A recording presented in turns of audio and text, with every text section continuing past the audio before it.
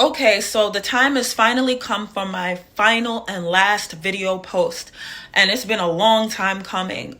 It's taken me a long time to get to this place to be even able to talk about it, and I have to because my story is truly unique, and it exposes the world stage players, all of the players, Christian and satanic agents alike. I know that if I don't do it, who else is gonna do it? This is extremely hard for me as I have always been a person that played in the background. I've always helped people in the background. I never wanted to be the face of anything, not even in music. I wanted to always be in the background, have like just someone else do it. And then I'm just in the background somewhere.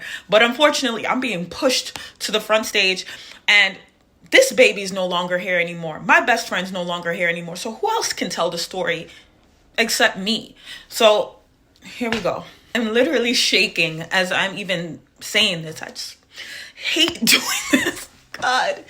But I just don't like being like bearing it all for people to see me like vulnerable. It's very hard. And I'm gonna re-emphasize that I am human, and I'm gonna try my best not to get emotional, but this is a lot to handle.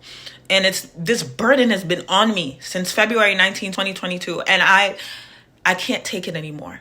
I can't.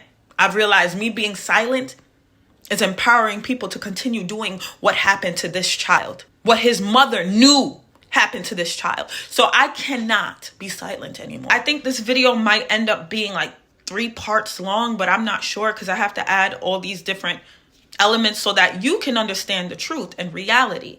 Because a lot of these world stage players have painted people like me who have seen behind the stage, the curtain, as schizophrenic.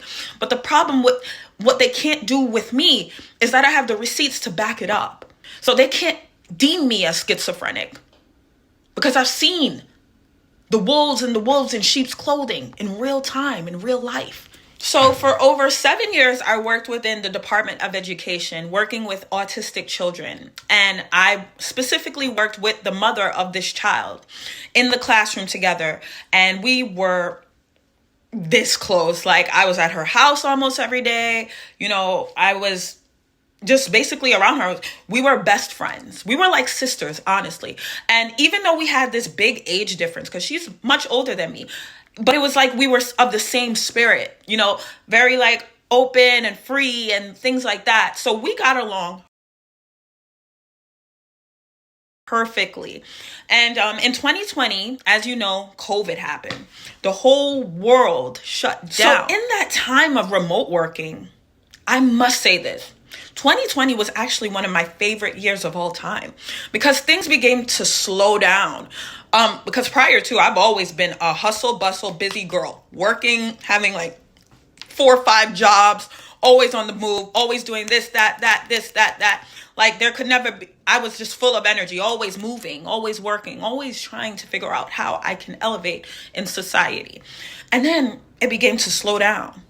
I started to not really engage with people so much. So I was able to kind of figure things out internally. And as I have always been a very spiritual person, now I want to make that difference. I did not necessarily believe in Christ, but I was of a very spiritual essence, meaning I always believed that there was a God. So in that, and in me slowing down, I started to do more research and finding out about this world. Being the very curious person I've always been my entire life, I started to do a lot of research. I found pages like Young Pharaoh. And when I found Young Pharaoh, I was just enthralled. I was like, whoa, because I've always felt like there was something more to this world. I've even had Facebook posts that I'm going to post in this saying like this is a mystery of life. Like I can't figure it out. There's something more. It can't just be working a 9 to 5 every day and this same cycle. And through learning the teachings through Young Pharaoh, I started to find out about the demonic elite and what people call reptilians, but now I know means something very different, which I'll go into later. So I started to find out about the reptilians. And let me tell you, once I found out about that, boom, because I have a very like, kind of like a little bit of an obsessive personality, meaning when I'm like a dog with a bone, when I find something that interests me, there's really nothing that can deter me from it. I'm going to keep going and going and going and going until I get all the answers I'm searching for. So once I started to hear about these reptilians and this demonic elite, I'm like, nah, I got to know what else. Because I'm realizing that politicians, celebrities, and young Pharaoh focused on the Democrats. But later I found out it's everybody.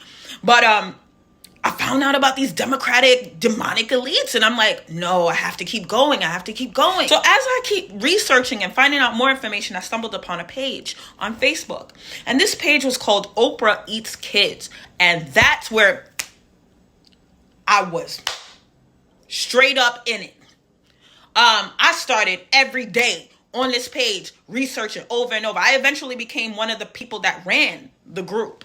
One of the 5 members that ran the group. Towards the ending of 2020, I would be what people would call a full-fledged conspiracy theorist. I was into it because I seen the pictures. I seen the videos, heard the audio recordings. I've seen it all with the politicians, the celebrities, even people regular people within society, focusing on Democrats. Remember, I emphasize that.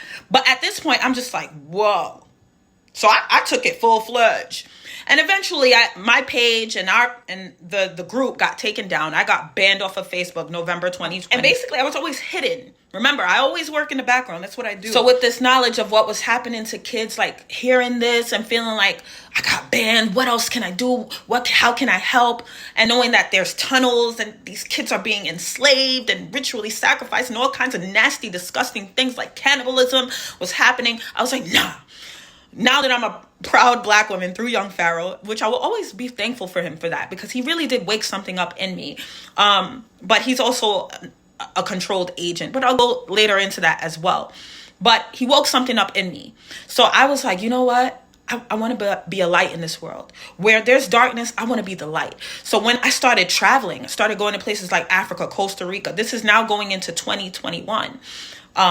Basically, I'm still working remote because the world is kind of shut down. So I started traveling. And through traveling, I started donating to kids in Africa and Costa Rica because I just wanted to help kids as much as I could. You guys like it, okay? Yes. Thank you. Thank you. You're welcome.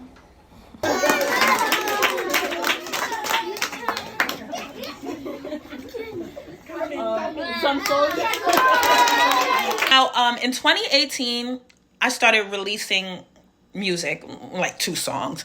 And I started doing that because I didn't like what female rap was doing. And I was like, I can actually write music because it's something I was able to do. So I just decided to put it out.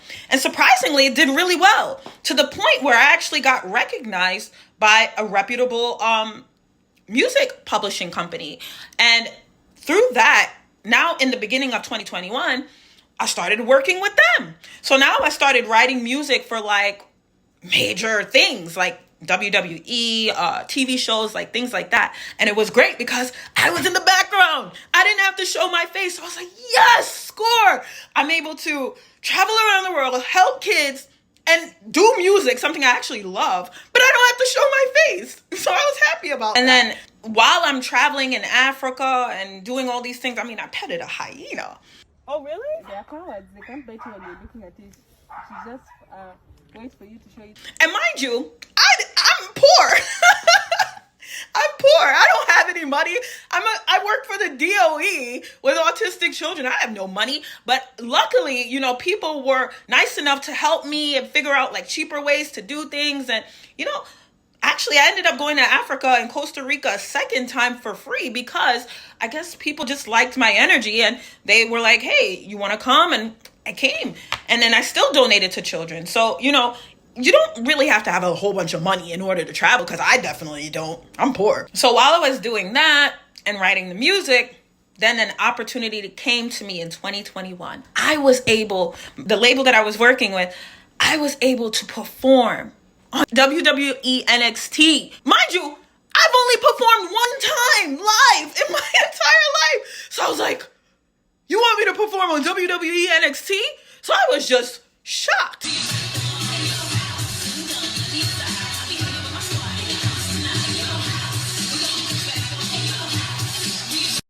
I'm like, wow, God is really helping me. And all of these things are happening.